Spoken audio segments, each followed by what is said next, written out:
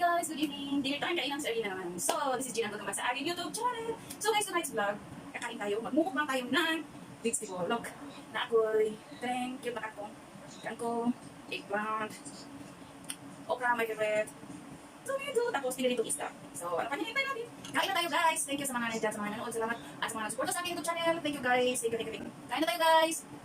Sarap. Tapos, meron akong sausawan. Ako yung sausawan. Okay, ang sausawan kay Kuan. Paborito na ko siya na ginamos. Hindi kong kaon uglaing ginamos. Andis kali siya na ginamos. Puti siya. Ang tawag ani, tabios. Pero ang tawag sa Tagalog, hindi ko alam kung anong tawag na dito. Basta, ito sa yung gusto ko na ginamos. So, atong rice. Gamay lang kay. What? Delikado kasi ano na bakong kaumon. Na. Sigurado na.